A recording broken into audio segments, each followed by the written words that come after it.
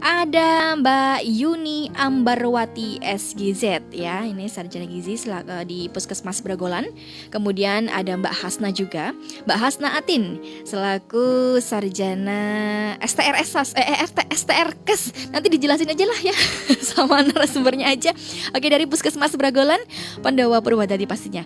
Ya, sebelumnya yuk kita sapa dulu dari Mbak Yuni dulu, nggak apa-apa ya. Oke, selamat pagi Mbak Yuni Ambarwati, apa kabarnya?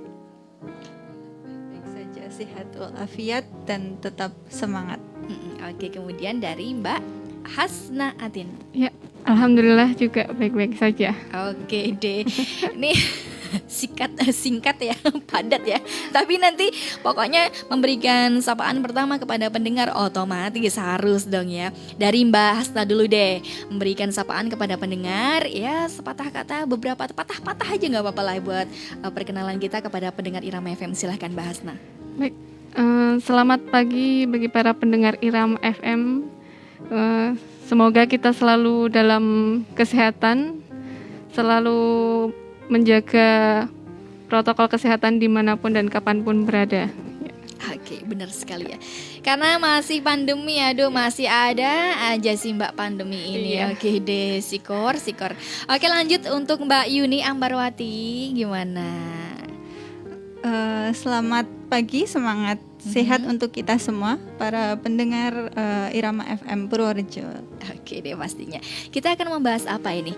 Nih kalau misalkan kita sempat ngobrol-ngobrol tadi ya, ini tentang masalah DBD. Ini banyak sekali hal-hal DBD itu dikait-kaitkan dengan COVID. Bisa lah, karena apa? Karena ada yang ngomong juga nih gejala-gejalanya sama gitu kan dan lain sebagainya. Cuman mungkin kita fokusnya ke DBD dulu. Corona nantilah, udah sering kita dengar gitu kan ya. Langsung aja deh mungkin dari Mbak Hasna atau Mbak Yuli dulu untuk mengawali jumpa kali ini dengan tema DBD, penyebab, pencegahan dan lain sebagainya. Juga nanti ada gizi juga ya, makanan untuk pemulihan dan lain sebagainya. Dari Mbak Yuni boleh? Oke deh. Mungkin untuk penjelasan awal dari Mbak Hasna. Oke, selalu thank you. Untuk Mbak Hasna silakan. Ya, baik, terima kasih atas kesempatannya kali ini. Di sini saya sebagai pemegang program kesehatan lingkungan ya di Puskesmas Bragolan, khususnya mengenai ini kan DBD, salah satunya kan faktor penyebabnya dari keadaan lingkungan yang nyamuk kan suka sekali sama tempat-tempat yang kotor ya. Nah, demam berdarah sendiri yaitu DBD kan disebabkan oleh virus dengue dan ditularkan melalui gigitan nyamuk Aedes aegypti. Penyakit ini dapat menyerang semua orang dan dapat mengakibatkan kematian. Nah, kenapa tadi Mbak? Oh, dengan saya Ayu. Ayu lupa ya nama saya ya. Oke deh. Mbak Ayu tadi kan sempat bilang kalau dikait-kaitkan dengan COVID ya. Karena salah satu penyebab atau cara mungkin gejalanya. Gejalanya. Gitu ya. Salah satunya demam. Iya. Oke, tapi ada panasnya gitu nggak kalau misalnya DBD itu? Iya, demam panas itu dan juga ada bintik-bintik di tubuh. Nah, penyebabnya sendiri itu termasuk dalam genus Flavirus. Virusnya sendiri namanya itu. Nah, itu diinfeksi oleh salah satu serotype yang akan mengakibatkan antibodi terhadap serotype yang bersangkutan, sedangkan antibodi yang terbentuk terhadap sel lain sangat kurang. Cara penularannya sendiri, jadi nyamuk Aedes aegypti itu dia bertelurnya di tempat-tempat air yang bersih malah ya. Jadi contohnya di bak mandi, bak mandi rumah. Jadi kita harus sering-sering menguras bak mandi untuk menjaga kebersihan rumah. Terus bak-bak penampungan di luar rumah. Nah, itu salah satu cirinya yaitu nyamuk Aedes aegypti, dia bertelurnya di air yang bersih malah ya. Oke. Kenapa kok bisa disuka yang bersih-bersih ya padahal ya? Ya itu dia. Kan banyak ya. Ada yang harusnya tuh yang kotor-kotor loh. Kenapa malah ini penyakit kok suka yang bersih gitu kan? Bikin heboh aja sih gitu. Memang dia mungkin sukanya di situ ya, ciri-cirinya dia seperti itu. Berarti nggak usah dibersihin dong. Oke deh. Kemudian lanjut. Jadi selanjutnya Untuk pencegahannya, Mhm. berhati-hati saat beraktivitas di luar karena nyamuk Aedes aegypti itu dia melakukan mencari mangsa di antara jam 8 dan 10. Cari mangsa ya. Oke. Kan menggigit manusia Menggigit ya. manusia Iya. ya. Dia aktivitasnya jam 8 sampai jam 10 pagi, lalu sore jam 3 sampai jam 5 sore. 10 sampai jam Jam 8 sampai jam 10 8 pagi. sampai jam Iya. 10. Itu pasti atau gimana itu? Iya, pasti jam segitu. Kalau misalnya pagi jam situ, kalau sore itu pasti juga jam Jam 3 sampai jam 5. 3 sampai jam 5. Apa ada alasannya tidak? Jadi alasannya itu karena mungkin dia setelah istirahat, Mhm. dia kan terus keluar Mhm. karena lapar mungkin ya gitu. Keluar untuk mencari darah. Itu biasanya karena nyamuk yang betina. Kalau nyamuk jantan dia tidak menghisap darah. Oke deh. Oke, thank you banget ini buat Anda pendengar yang ada di Bodas Lintang sudah mendengarkan. Ada Permana juga, selamat pagi ya. Kemudian ada Selamat Widadi, Assalamualaikum warahmatullahi wabarakatuh. Waalaikumsalam. Pagi kakak-kakak semuanya tuh dapat salam nih dari Bekasi, Babelan Bekasi ya. Selamat pagi, lagi nyimak. Oke deh, boleh nanti di Panji Buwononya yang ingin interaksi langsung bersama narasumber boleh sekali. Tetap semangat untuk Purworejo Irama FM. Semangat juga, salam dari Bapak Selamat Widadi. Oke, mungkin bisa dilambaikan tangannya. Oke deh. Oke, nah pertolongan pertama dan gigitan nyamuk DBD apa Mbak? Oh, sekalian bertanya ini. Pertolongan pertama dari gigitan nyamuk DBD seperti apa? Mungkin bisa dijelaskan langsung? Kalau untuk pertolongan pertama ini lebih ke Pak Yadi. Oke Dia deh. perawat. Oh begitu. Mau masuk untuk menjadi narasumber? Oke, silakan. Mungkin langsung aja deh dari Pak Suyadi, Pak Suyadi ya. Sarjana Kesehatan Masyarakat. Bapak Suyadi. Oke deh, kedatangan narasumber juga Bapak Suyadi juga.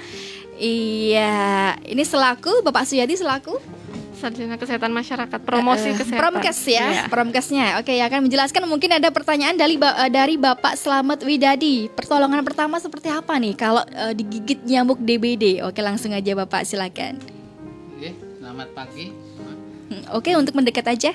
Nah, Untuk pertolongan pertama pada orang yang tergigit daripada nyamuk Aedes aegypti ya, penyebab tentu aja nyamuk Aedes aegypti yang sudah terinfeksi ya, yang sudah terinfeksi dengan virus tadi, virus dengue tadi. Nah, itu setelah digigit antara waktunya 1 sampai 7 hari biasanya timbul demam. Untuk nanggulangi demamnya itu biasanya dilakukan kalau tidak mual muntah itu harus dianjurkan untuk minum yang banyak gitu. Untuk minum yang banyak, kemudian bajunya dilonggarkan, kemudian dilakukan pengompresan. Itu yang awal-awal sekali, karena demam dengue akan mengganas bila kekurangan cairan untuk dehidrasi. Ini kita atasi yang pertama dehidrasinya dulu ya. Untuk oke. minum banyak, sering minum, dan diperhatikan juga lingkungan ya, lingkungan yang tadi harus 3M ya, untuk pencegahan 3M, menguras, menutup dan mengubur barang-barang yang tidak diperlukan supaya airnya tidak tergenang ya. Terutama apalagi musim pancaroba ya. Dari musim hujan ke musim kemarau itu breeding place atau perkembangan nyamuk Aedes aegypti-nya luar biasa. Kita harus waspada terhadap nyamuk tersebut dengan cara yaitu 3M plus gitu. Yang plusnya itu yang untuk menghindari gigitan gitu. Itu caranya banyak untuk menghindari gigitan. Di antaranya yaitu untuk memasang kelambu gitu, atau masang obat nyamuk. Atau lotion juga boleh ya? Atau lotion boleh sekali untuk lotion, atau menanam gitu, lavender, Obat tanaman anti nyamuk atau lavender itu untuk mencegah nyamuk biar tidak menggigit. Oke. Tapi susah tidak tuh nyarinya tanaman lavender di sini? Mungkin toko tanaman-tanaman Mm-mm. hias gitu ada. Oke Lavender. deh. Oke, tapi ini hampir mirip juga ya. Ada 3M, Corona juga, ada MM-nya Iya. tuh. Malah 5 sekarang ya. Oke deh. Oke, dilanjut ada Teresia Ayu yang udah gabung di sini. Selamat pagi lewat Facebook ya. Selamat pagi, ikut nyimak. Salam kenal buat yang di situ. Oke, mungkin ada yang kenal juga nih dengan mbak-mbaknya, dengan Bapak Suyadi juga ya. Silakan ingin bertanya juga boleh sekali. Interaksi langsung bersama narasumber masih ada kesempatan nanti sampai jam 10 waktu Indonesia Barat ya. Oke, mungkin dari bagaimana sih kalau misalnya kita udah kena DBD, udah merasakan gejala-gejala tadi seperti demam dan lain sebagainya, ada nggak sebelum ke rumah sakit yang dilakukan dulu di rumah, misalnya begitu? Mungkin dari Bapak Suyadi ingin menjelaskan atau Mbak Hasna? Yang tadi itu ya Pak tadi, yang banyak minum air putih itu penanganan pertamanya. Penanganan pertamanya. Banyak minum air putih, terus melonggarkan kain tadi itu ya Pak. Untuk kompres. Oke, itu kalau misalnya udah ruam-ruamnya udah keluar atau belum itu? Biasanya ruam-ruam timbul itu hari 1 sampai 3 hari sudah timbul, kemudian udah ketahuan ada bintik-bintiknya, biasanya dilakukan rapid test, Bu. Rapid test itu Kayak ngambil darah begitu? di tensi, kemudian di antara sistol diastol itu dihentikan, kemudian 5 sampai 10 menit ntar timbul bintik-bintik. Itu yang menandakan tanda awal daripada DBD. Oke. Nah mungkin juga kalau misalnya DBD itu berurusan dengan trombosit kalau nggak salah ya. Iya. Nah trombositnya itu kadang naik, kadang turun. Itu kenapa? Ada prosesnya Kak. Kenapa kok bisa turun, naik lagi, turun lagi? Katanya habis turun naik sembuh begitu. Katanya begitu. Itu bisa dijelaskan tidak? Mungkin Mbak Hasna? Yang lebih Oh yang lebih tahu Pak. Boleh silakan Mbak. Oke. Bapak Suyadi silakan. Oke. Ini DBD ini terutama memang menyerang daripada trombosit nggih. Trombosit itu untuk pembekuan darah. Dimana kalau terjadi serangan daripada DBD ini muncul, biasanya akan ditandai dengan menurunnya trombosit kurang dari 450 nggih normalnya. Kemudian semakin turun, yang dikhawatirkan ini terjadi shock pada DBD nggih, karena terjadi pembuluh darahnya itu dia akan kosong, Bu, pindah ke interstisial atau darahnya itu harusnya di pembuluh darah, dia pindah ke interstisial sehingga bisa jadi shock. Nah ini yang dikhawatirkan sekali ya, untuk jadi shock dan pendarahan pada DBD ini. Ini yang kita wanti-wanti untuk, makanya yang paling pokok kalau masih di rumah terjadi demam yang tinggi, kemudian ini dianjurkan untuk tadi minum yang banyak, kemudian konsumsi buah, sayur, dan buah sebenarnya jambu warna merah yang untuk menaikkan trombosit tersebut. Oke, dengar-dengar memang lebih banyak untuk jambu-jambuan ya begitu. Memang kalau misalnya untuk jambu-jambuan sendiri ada kandungan apa yang harus memang disampaikan? Mungkin ini gizi. Oke, ada Mbak Ambar yang sudah siap untuk memberikan informasi. Thank you juga. Nanti ada pertanyaan-pertanyaan yang sudah masuk juga. Oke, bergantian. Mungkin dari tim Irama FM nanti menyediakan mic lagi, boleh sekali untuk Mbak Mira nanti ya. Mbak Mira untuk menyediakan mic nanti untuk Bapak Suyadi juga. Terima kasih. Langsung aja nih untuk Mbak Yuni Ambarwati ya selaku sarjana gizi yang akan menjelaskan kenapa sih harus jambu-jambuan, apa memang sepet atau bagaimana itu? Oke, bisa dijelaskan ya. Oke, terima kasih ya Mbak Ayu ya untuk waktunya. Jadi ini saya dari membahas demam berdarah dari sisi diet, dari sisi gizi ya. Yang pertama itu seperti tadi yang dikatakan, pada demam berdarah memang trombositnya cenderung akan turun karena memang ada pelebaran pembuluh darah dan segala macam. Nah, untuk kenapa jambu biji terutama yang merah itu sering kali dianggap sebagai buah atau makanan yang dapat mempercepat meningkatnya trombosit. Nah, itu berkaitan dengan vitamin C-nya. Oke. Banyak penelitian ya yang mengatakan bahwa vitamin C jambu biji merah itu lebih tinggi dari buah jeruk malah. Jadi per 100 gramnya itu lebih tinggi jambu biji merah daripada buah jeruk. Nah, vitamin C di sini nggak serta-merta vitamin C itu sendiri yang menaikkan trombosit. Jadi vitamin C pada dasarnya dia akan mempercepat penyerapan zat besi. Jadi vitamin C dan zat besi itu kayak jodoh gitu loh. Asik.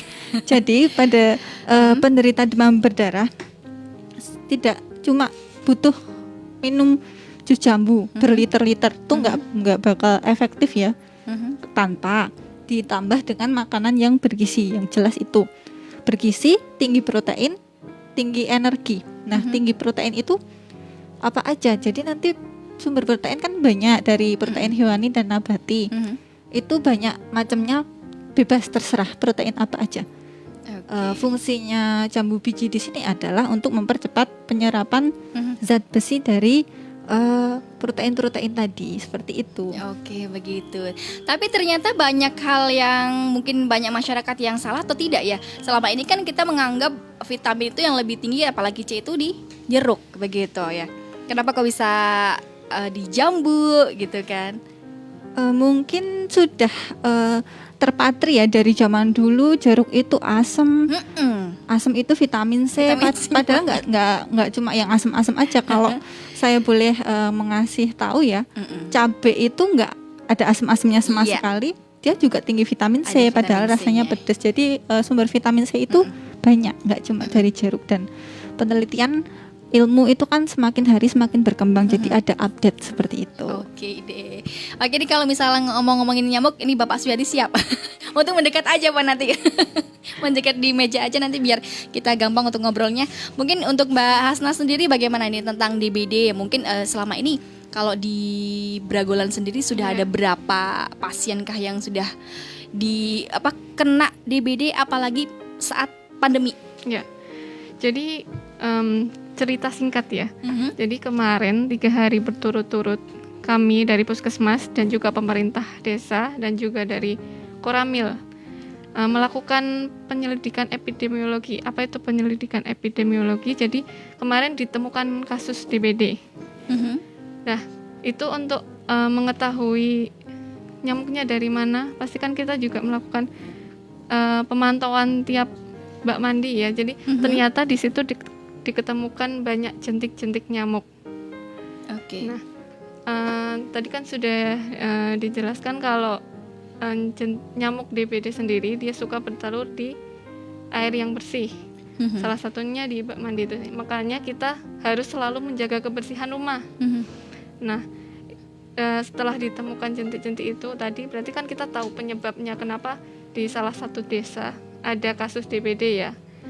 Karena sekarang kan lagi booming-boomingnya COVID, jadi kita nggak boleh lengah juga dengan DBD ini, dengan nyamuk ini. Ya. Oke, nah di sini juga sudah bergabung juga ini dari Jawa Barat juga menyatu ya. Thank you banget. Kemudian ada Bang Hans. Thank you Bang Hans. Semangat untuk mengudara. By Bang Hans, Kepala Biro Humas Asosiasi LPPL Radio TV se-Indonesia ya.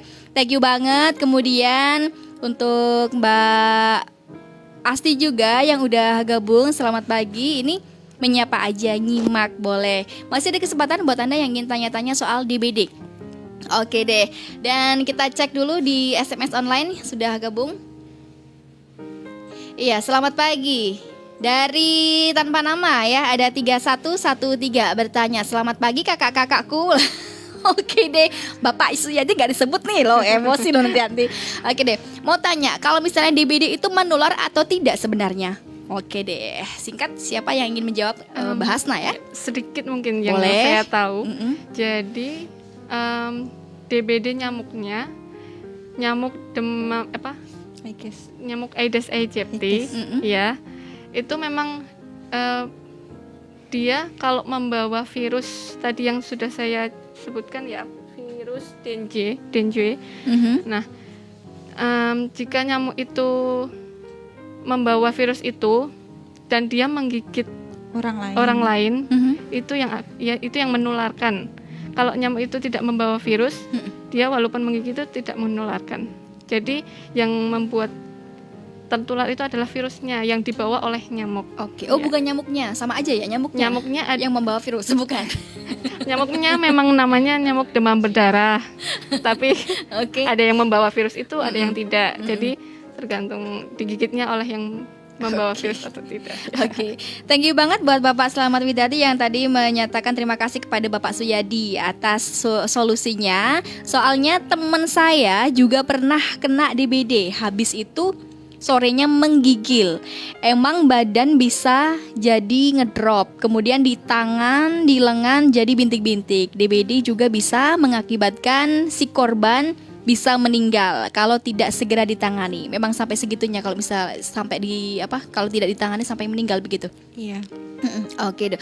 Kalau misalnya sudah terlanjur seperti ini di rumah sakit, otomatis kalau di rumah sakit udah diinfus aja udah rasanya udah lega gitu kan. Sebenarnya mungkin ada proses lain tidak dengan makanan-makanan yang harus dikonsumsi itu apa kalau misalnya kena DBD begitu? Ya, kalau dari makanan ya seperti yang saya sebut di awal tadi, yang jelas untuk DBD itu memang yang jadi fokus itu adalah cairan dan meningkatkan trombosit. Untuk cairan sendiri itu yang paling bagus jelas cairan elektrolit ya, karena tubuh kita itu kan terdiri dari air, lebih banyak terdiri dari air. Nah, untuk cairannya itu dianjurkan untuk konsumsinya air kelapa. Karena kenapa air kelapa? Air kelapa itu dia menyerupai cairan tubuh, jadi elektrolitnya itu bagus untuk mengurangi dehidrasi. Nah, untuk jumlah cairannya sendiri tentu harus terkontrol ya. Jadi untuk jumlah cairannya itu secara umum bisa dihitung dengan rumus 30 mili per kilogram berat badan. Jadi misalnya saya kasih contoh, seseorang yang kena demam berdarah berat badannya 50 kg, itu kebutuhan cairannya berarti 50 kali 30. Jadi itu sekitar 1,5 liter ya. Jadi konsumsi cairannya minimal 1,5 liter. Itu cairannya boleh berupa air putih, boleh berupa itu tadi air kelapa atau jus jambu biji.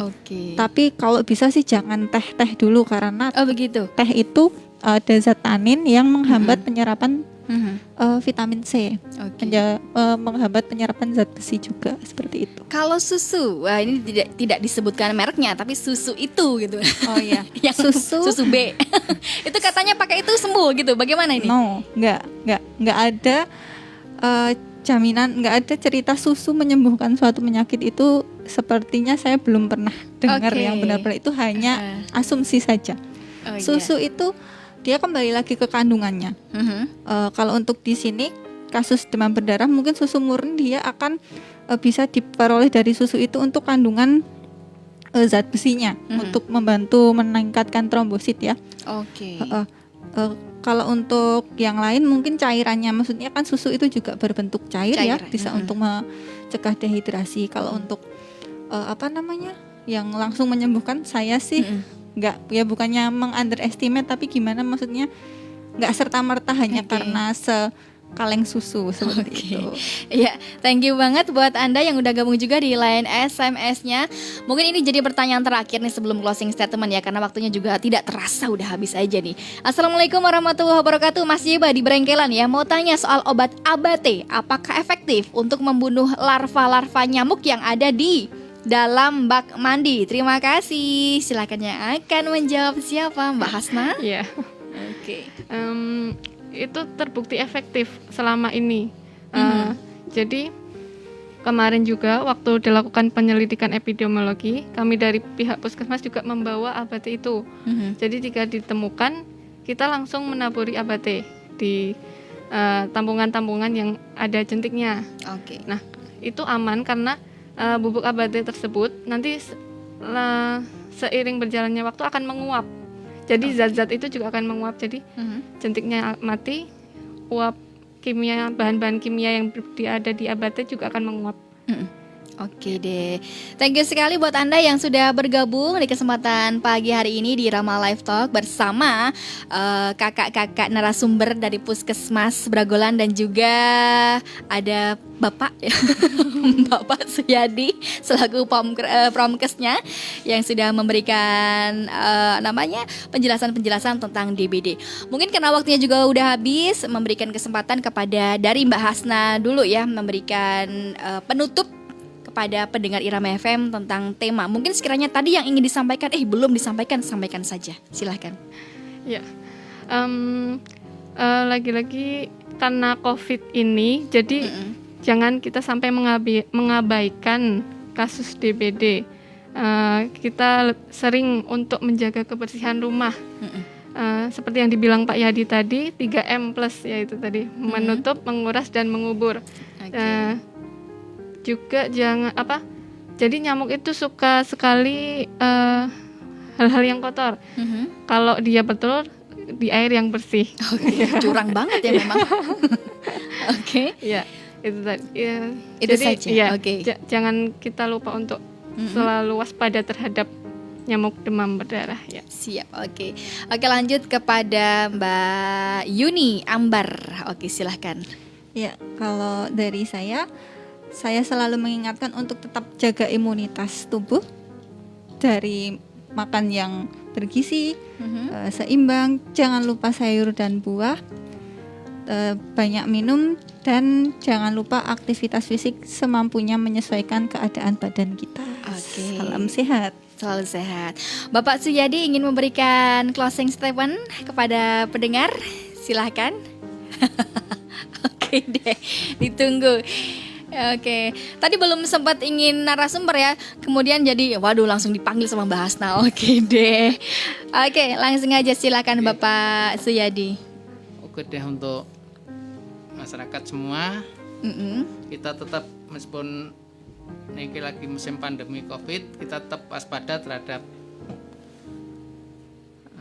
DBD, yaitu dengan cara tadi 3M+, ya. Plusnya itu adalah menghindari gigitan, karena ini penyebab nyamuk Aedes aegypti itu adalah yang sudah terbang ya, nyamuk yang sudah terbang, tapi diutamakan yaitu 3M tadi untuk menguras, menutup, mengubur barang-barang bekas yang sudah tidak dipakai sehingga tidak terjadi genangan daripada air hujan yang, karena nyamuk ini tidak mau hidup yang kontak dengan tanah yang kita waspadai. Jadi harus tempat yang bersih, misalnya di porselen,